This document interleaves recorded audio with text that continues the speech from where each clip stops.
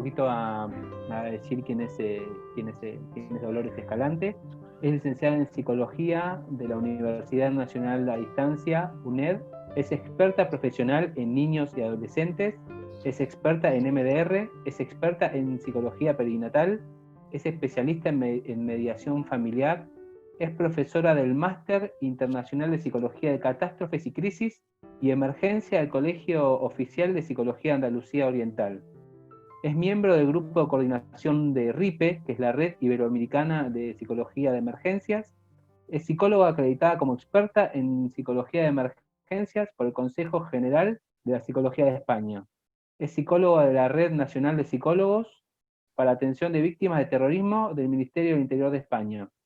Es decana del Colegio Oficial de la Psicología de Ceuta y es coordinadora del GIPEC, que es el Grupo de Intervención Psicológica en Emergencias y Catástrofes del Colegio de Psicología de Ceuta. Así que bueno, sin más, te vuelvo a agradecer muchísimo por tu buena predisposición de siempre, por todo tu conocimiento. Así que bueno, te dejo, ya pusiste el PowerPoint, pudiste compartir, así que me sirve.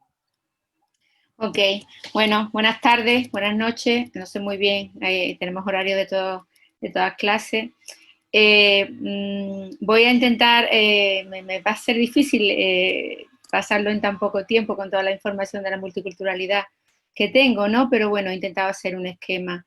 Yo vivo en Ceuta, que es una ciudad que está al norte de África, una ciudad española que está al norte de África, en la que conviven varias culturas desde siempre. Entonces la convivencia es algo que digamos nos distingue, ¿no?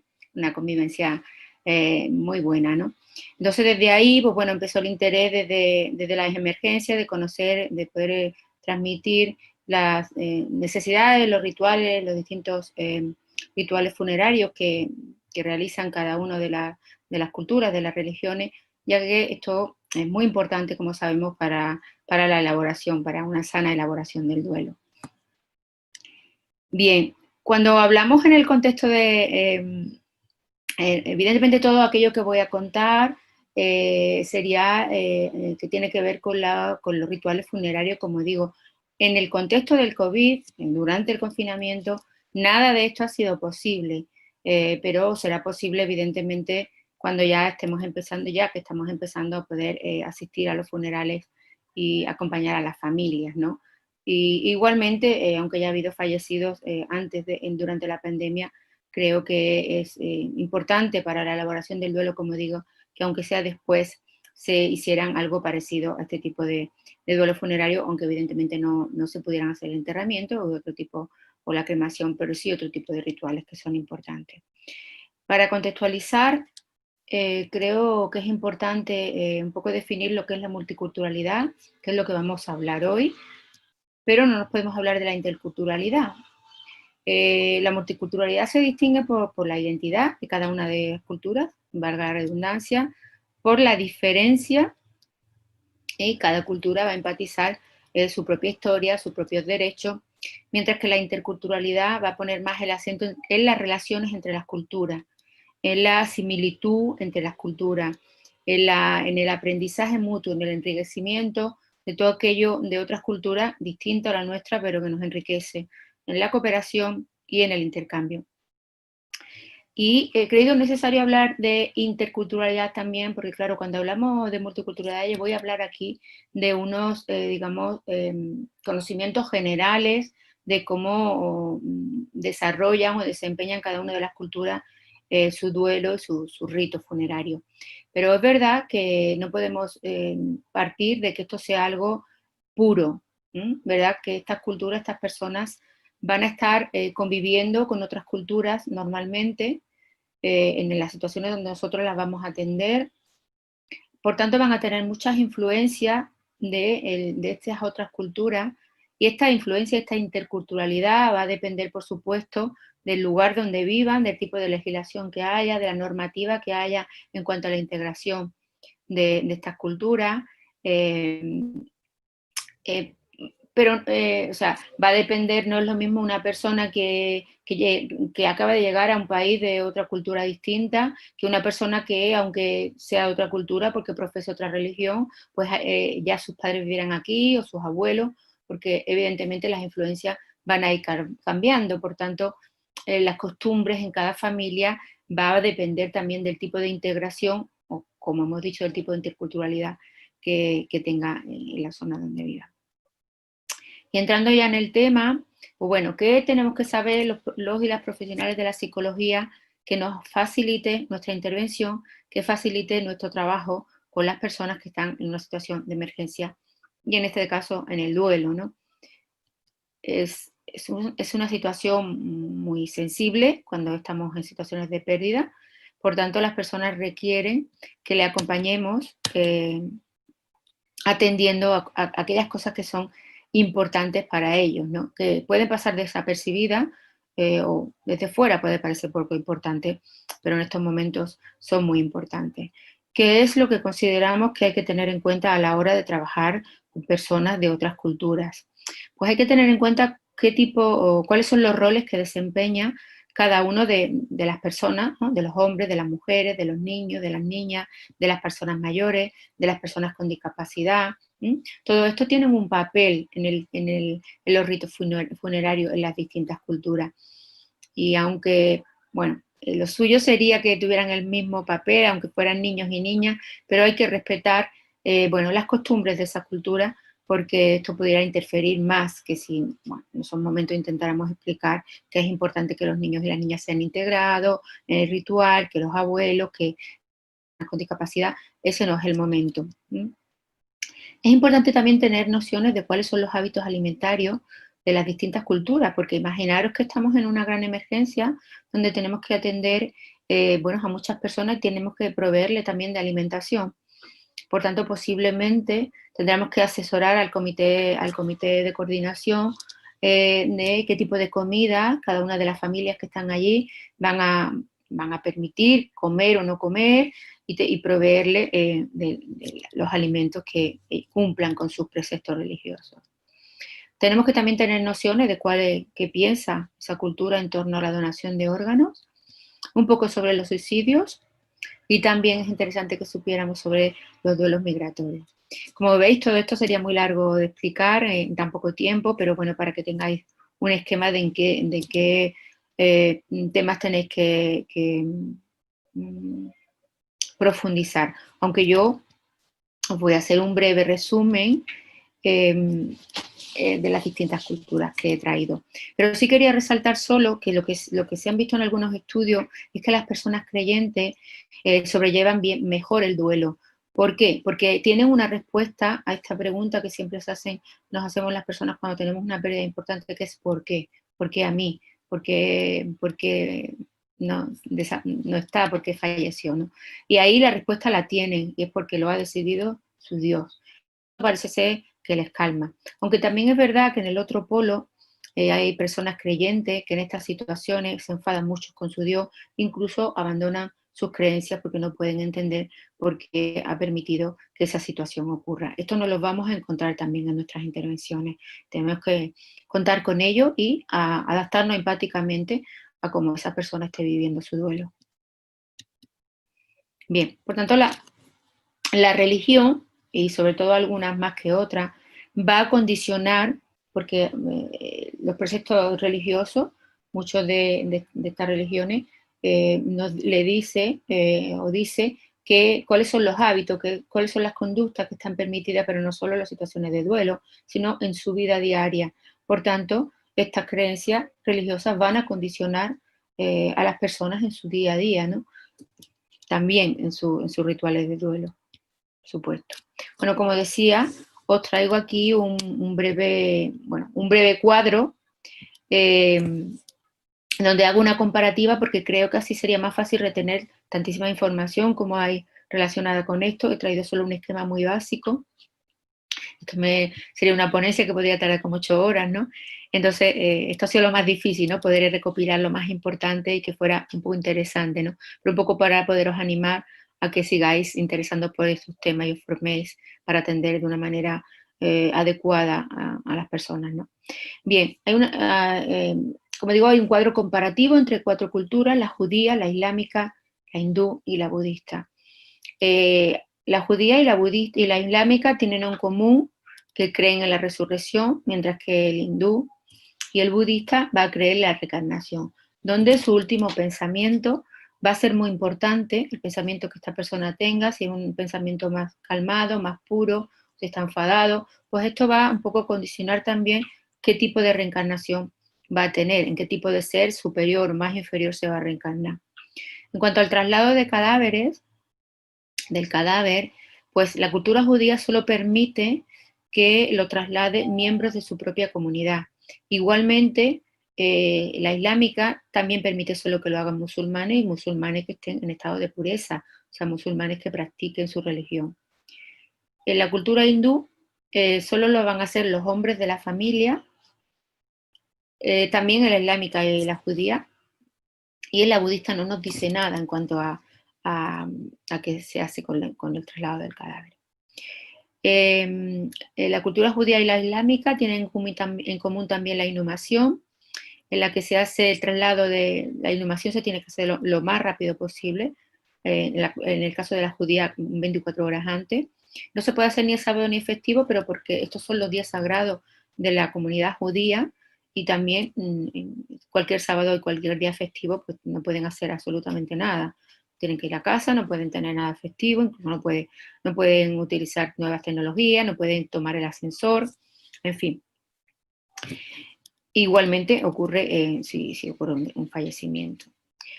Preferentemente su culto dice que tienen que enterrarse en tierra, con un sudario blanco, pero claro, esto tiene que adaptarse a la normativa del país, de la comunidad, de donde estén, que en algunas comunidades, en algunos países, algunas ciudades no permite que se entierren directamente en la tierra. Por tanto, en caso de que no sea posible, tendría que hacerse en un ataúd de madera muy sencillo, y esto también lo tienen en común la comunidad islámica. Mientras que la comunidad judía, el cadáver tiene que estar orientado a Jerusalén, pues la islámica orientado a la Meca. Los hindúes pueden realizar una cremación o una inhumación para los niños y las niñas en un féretro de madera también sencillo, y la cremación es la última ofrenda del difunto, su última ofrenda, ¿no? Pero va a depender también hay diferencia entre las distintas castas, que sería bastante largo de explicar, ¿no? El cuerpo se considera impuro, el cuerpo del fallecido, hay que lavarlo y hay que depositarlo, o sea, hay que lavarlo, cambiarse de ropa, hay que estar cerca del agua, pero nunca hay que hacer estas acciones en un lugar sagrado. Los budistas también comparten la cremación y la inhumación. En cuanto al féretro, la comunidad judía ha de llevar ese féretro cerrado, pero tiene que estar este féretro depositado durante esas 24 horas en un lugar con luz. Y la cultura islámica, sin embargo, este féretro lo tienen abierto, ¿no? Esto también la tenemos en común con algunas culturas cristianas. En cuanto al luto, la cultura judía, está un año de luto, donde los 7 primeros días no pueden hacer absolutamente nada la familia más directa, que es los hermanos, el padre, la madre, la esposa o el marido. Nada significa que no se pueden lavar, que no pueden utilizar ninguna comodidad, por supuesto no pueden salir, no pueden trabajar, no pueden tener relaciones sexuales, no pueden hacer nada, digamos, que sea algo lúdico o algo agradable, porque se supone que están en luto y en pena por esta pérdida. Los primeros 7 días, los 3 primeros días están en la fase de llanto, que le llaman, y en los siguientes 4 días sería la fase de consolación. Después de 30 días, esta familia ya puede reiniciar su vida normal. Bueno, después de 7 pueden ir a trabajar y pueden salir, pero no pueden ir a fiestas, no pueden tener bodas, no pueden tener festejos. Sin embargo, después de los 30 días ya pueden hacer todo esto.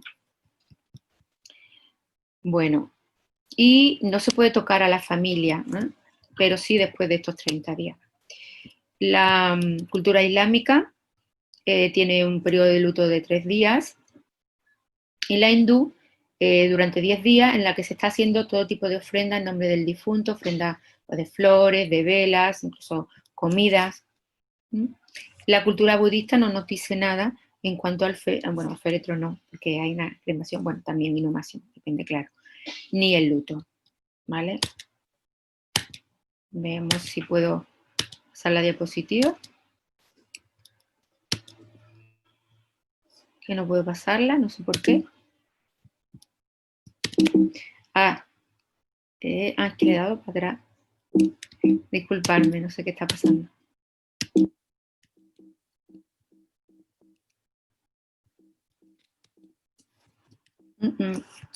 No puedo pasar, me he ido un poco hacia adelante y no puedo pasar la diapositiva. No sé si me podéis ayudar.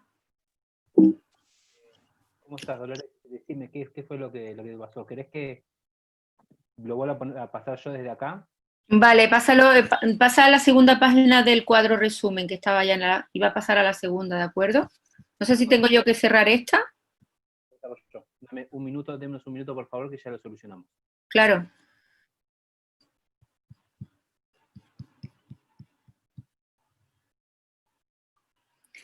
Disculparme. No, que pasa, no, para eso estamos para ayudar. Ok. Decime dónde, ¿eh? Sí, sigue. La siguiente. Bueno, sí, estamos aquí, sí. Creo que esta es la segunda, ¿no? La segunda del esquema. Hemos hablado de la primera, pasamos a la segunda.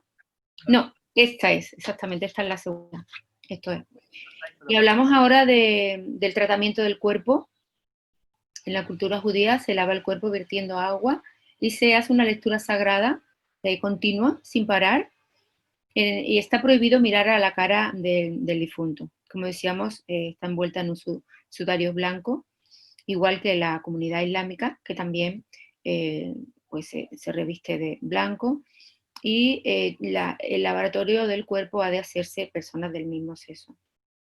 La cultura hindú, como decía, el cuerpo se considera impuro, y el varón y la viuda va a ir recubierto con un lienzo blanco, mientras que la mujer lo hará, se envolverá con una tela roja, ¿no? En la cultura budista, el cuerpo no se manipula hasta que no han pasado 72 horas. En cuanto a la comida, como os decía al principio, es un elemento importante para el acompañamiento. Todas ellas tienen en común que se hacen distintas comidas. La cultura judía tiene una obligatoria después del funeral, donde se come pan y algún alimento redondo, como aceitunas o huevos, porque entienden, el simbolismo en torno a esto es que, como son redondos, lo que significa es que la vida sigue girando. La cultura islámica, el primer día tiene también un almuerzo y también tiene una cena con los doctos del Corán y otra a los 40 días. Esto es interesante, esto en cuanto a la celebración de las comidas, porque si como profesionales de la psicología hemos estado trabajando con esas familias, es posible que seamos invitados y tengamos que tener conocimiento de cómo actuar en estas situaciones, para no ofenderles de alguna manera, ¿no? Bien, en cuanto a la oración, la cultura judía realiza la cultura el rabino, una vez al día hace el rezo. Durante el día y la noche, como dije, no se para de rezar, familiares se van turnando, o allegados o amigos, incluso como profesionales de la psicología, si tenemos que ir también, pues nos invitan a leer sus textos sagrados. Se hace en el tanatorio, en la sinagoga y en el cementerio. Y cuando se hace este rezo hay que hacerlo en plural, ¿vale? Tenerlo en cuenta por si tenemos que ir a algunos de ellos, como digo, como profesionales. Una oración a los 7 días, otra, el primer día, una a los 7, otra a los 30 y otro a los 11 meses. La cultura islámica también nos dice que la oración la efectúan en el tanatorio, en la mezquita y en el cementerio, pero no nos habla de si se repite igual que la judía después de los primeros días. Los hindúes realizan también la oración en la casa y en el crematorio, y los amigos, y este dato es interesante, y los amigos y las amigas no son invitados a la ceremonia del rezo, por tanto, nosotros como profesionales de psicología tampoco seríamos invitados, ¿vale? Es importante tenerlo en cuenta. La cultura budista realiza también el rezo en la casa y en el crematorio, y hay que hablar del difunto en tercera persona y en pasado, ¿vale? Bueno, también un poco para ayudar, según dicen ellos, el proceso de duelo del pasado, que ya, aunque la vida para los budistas es un continuo, no hay, digamos, una separación entre la vida y la muerte, sino que es todo un continuo. Pero bueno, pasan por varias etapas y entienden que esto va a ayudar a entender que están en otra etapa. En cuanto al funeral, a la cultura judía puede asistir cualquier persona, o sea, podemos asistir de otras culturas, podemos asistir como profesionales, por supuesto, mientras que a la islámica solo está permitido la asistencia de las mujeres. Y las mujeres solo pueden ir al cementerio después de 40 días. Bueno, y lo que ellos cuentan es que esto viene porque las mujeres son dadoras de vida, por tanto, se preservan hasta los 40 días. Como dato curioso también, las mujeres musulmanas no pueden casarse hasta que no ha pasado más de 4 meses y 10 días después de que haya fallecido su marido, y esto es porque para ellos es muy importante el tema de su descendencia, para saber si la mujer estaba embarazada del fallecido o de otra persona. El hindú, el funeral se realiza en la pira crematoria, donde arrojan flores, vela, incienso, y después cuando los familiares llegan a casa, como decíamos que el cuerpo era impuro, es imprescindible, es importante que se quiten toda la ropa, que se laven, porque se supone que vienen llenos de impureza, ¿no? Y bueno, se realiza a los 3 días, como decíamos. La cultura budista vive la muerte con plena conciencia y con mucha tranquilidad, tiene integrado la muerte desde siempre. Ellos integran a sus niños y niñas y a todos sus miembros desde como algo normal, por tanto viven la muerte con una calma, ¿no?, distinta. Están más preparados, diríamos, para ello, y lo viven con benevolencia, con compasión y con mucha calma. Por tanto, no habrá muchos lloros, no más emociones así muy, como diría, muy exaltadas, ¿no?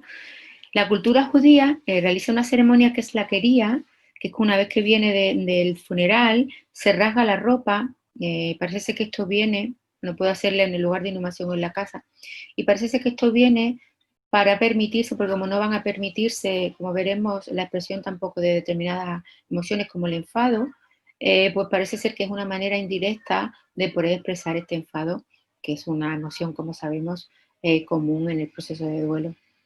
La cultura islámica no se le permite el rasgado de ropa, y la hindú y la budista pues no nos dice nada. ¿Podemos pasar a la siguiente diapositiva? No sé si me escuchas. Ahora, gracias. Bueno, voy a mirar un poco cómo voy de tiempo. Ya queda poco. En cuanto a la vestimenta, los hombres judíos llevan kepaf, que es un gorrito negro que cubre parte de la cabeza solo, y las mujeres también tienen que llevar la cabeza cubierta. En la cultura islámica solo se sabe que en Egipto se visten de negro y en Marruecos de blanco. En el resto de países musulmanes no hay nada al respecto de qué forma ni qué color tiene la vestimenta. En cuanto a la expresión de emociones, es importante un dato diferenciador en la cultura judía, es que no se puede tocar ni hablar a la familia durante el velatorio ni durante el funeral. Lo que se espera de las personas que acompañan, y esto también nos incumbe como profesionales de la psicología cuando acompañemos en un velatorio, que solo podemos llegar, sentarnos y rezar, ¿no? Ellos disponen de unos cojines en el suelo y de unas mesitas bajas con libros de rezo, y eso es lo que se espera de nosotros. Si es verdad que si la familia se acerca, pues ellos son los que tienen que tomar la iniciativa. La cultura islámica no permite, como decíamos, que se grite, que se hable en alto, y se pide que se exprese resignación. Igualmente los budistas tampoco permiten, más bien no esperan, ¿no?, por su trayectoria, como decíamos antes, los llantos. En cuanto al suicidio, Todas las culturas que ponemos hoy aquí, bueno, rechazan el suicidio. La verdad es que es un tema, como sabemos, bastante tabú y bastante vergonzoso para la familia y para la cultura en general. Sin embargo, hay algunas diferencias. La cultura judía es curioso, hay un dato interesante que me parece interesante, rechaza el suicidio, es un pecado, pero parece que ha pasado de un pecado a una falta, y esto dice los estudios que he podido leer, que tiene que ver con la influencia de la psicología, ¿no? Que les ha hecho ver, bueno, pues ha influido en esta visión del suicidio. En cuanto a la cultura islámica, es un pecado grave, se considera una vergüenza importante para la familia, y por eso se cree que es uno de los variables que influye en que haya un número muy bajo de suicidios en la cultura musulmana. En la cultura hindú también está prohibida, pero se permite cuando, cuando se hace mediante el ayuno, ¿vale? Todos podemos pensar en Gandhi, ¿no? No se permite porque interrumpe el ciclo de la vida y del renacimiento, pero en el caso del ayuno, como decimos, sí. Y en los budistas se permite siempre y cuando la persona esté en paz consigo mismo, con los demás, y tenga una decisión calmada al respecto de terminar con su vida. La donación de órganos, todas las culturas están a favor. Bueno, un apunte de la cultura musulmana, que por supuesto piden que en ese momento el difunto dé su consentimiento antes de morir, y que no se comercialice con los órganos, y por supuesto no, curioso, ¿no?, que no piden explícitamente que no se donen sus genitales por el tema de bueno, la transmisión de sus genes, ¿no?, y de su cultura también, ¿no? La cultura hindú y la budista lo ve como un acto de caridad y como amor al prójimo. Y bueno, entramos en la alimentación, que decíamos que era tan importante. La alimentación kosher es la que los budistas tienen permitido comer. Tienen prohibido comer rumiantes, cerdo y pescados sin escamas. O sea, pueden comer pescados con escamas. Las carnes y los lácteos no se mezclan. A la hora de la elaboración y de la ingesta de su comida van a utilizar utensilios distintos, platos distintos, ollas distintos, sartenes distintos, cubiertos distintos.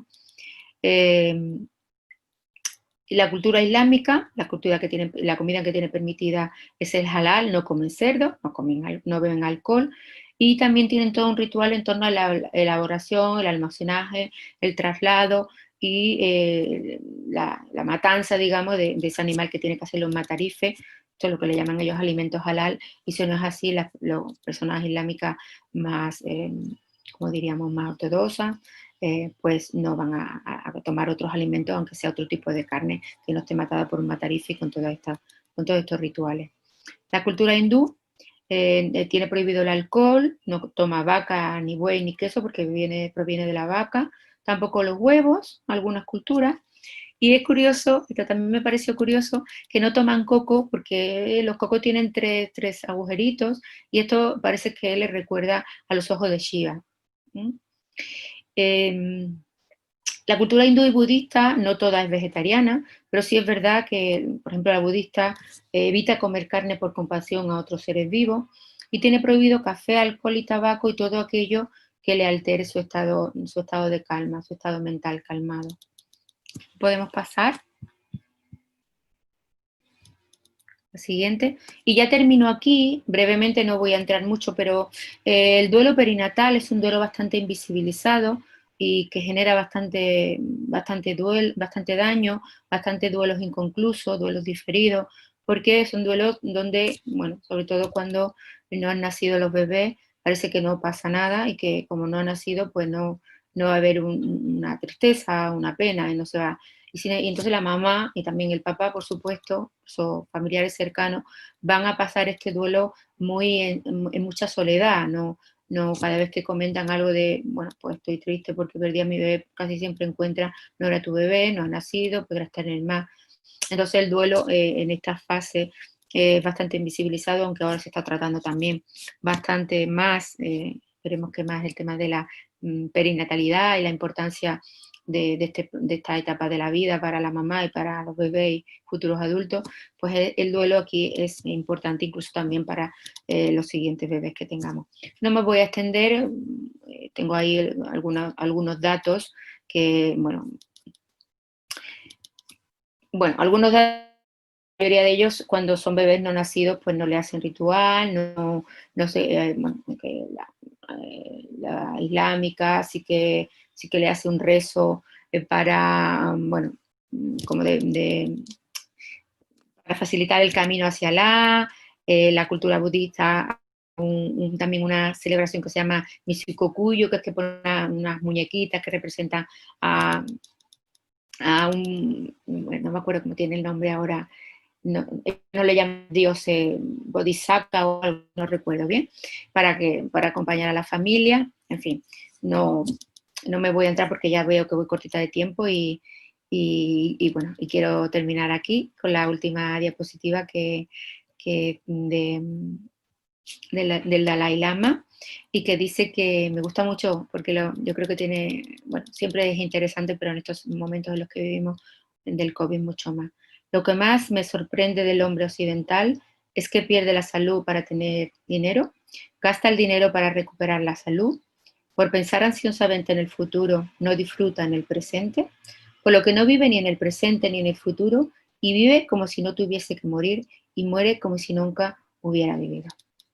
Muchas gracias. Bueno, la verdad que estuvo buenísima su exposición. Lo que dice la gente es, agradecen muchísimo. Yo desde mi lugar soy judío, a mí me gustan muchísimo los ritos funerarios, he leído bastante. Y sí, la pregunta que nos están haciendo, y después te hago una personal, ¿cómo procesan los duelos, las diferentes culturas? Porque no debe poder hacerlo tradicionalmente. Bueno, hablan del duelo por COVID, ¿no? ¿Cómo se están haciendo los duelos, ¿no? ¿Cómo los pensás?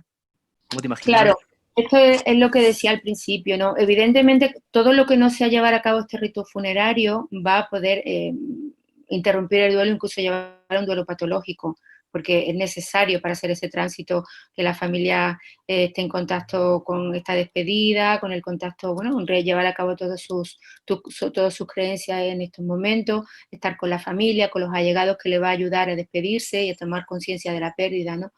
Pero por eso decía al principio que esta es mi opinión, ¿no? Yo diría que sería interesante que, aunque el enterramiento y todo esto haya que hacerse antes, pero que una vez que se pudieran reunir aunque durante también se pueden hacer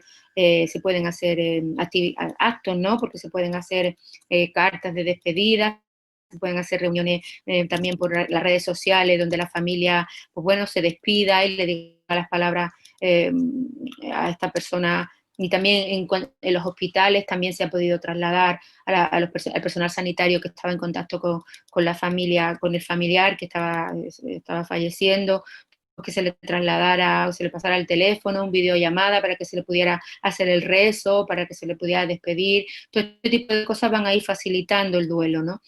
Pero en cuanto al ritual concreto de que hay que hacerlo pues, con toda la familia, con todos los allegados, con todos estos, mi opinión, no lo sé, tú me dices que eres judío, yo creo que es más importante que lo compartes tú que yo, pero yo creo que sería recomendable que una vez pudieran reunir la familia y hicieran algo similar a lo que es este rito funerario.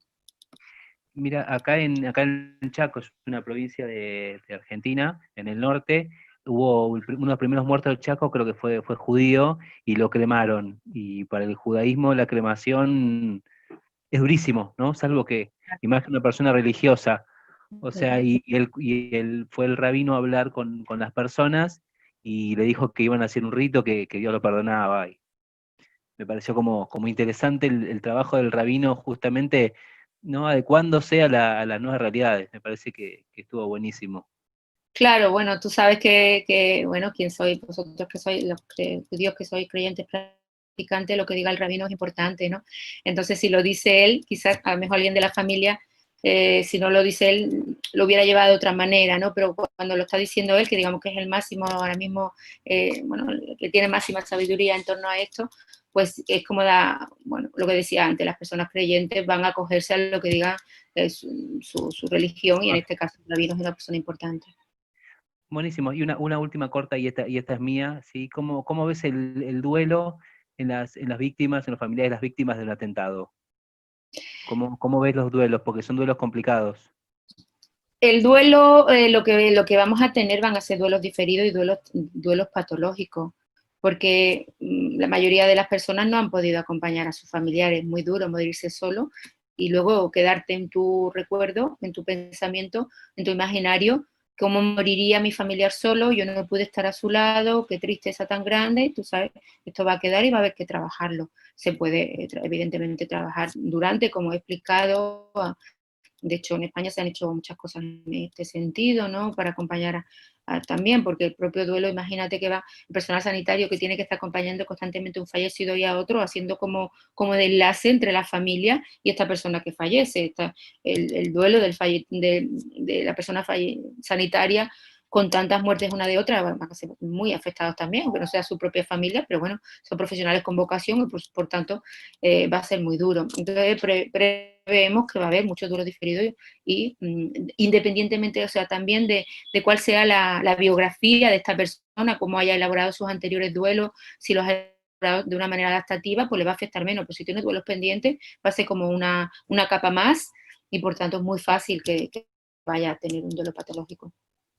Bueno, eso fue para mí. Muchísimas gracias, Dolores, por esta exposición. La verdad que me encantó. Yo soy fanático de todos los ritos funerarios y me gusta mucho, pero la verdad que estuvo muy claro y bueno, por lo menos que lo que la gente nos pone también en la presentación estuvo muy interesante. Así que muchísimas gracias y bueno, nos veremos dentro de muy poco seguramente. Muchas gracias a vosotros por este gran trabajo que estáis haciendo.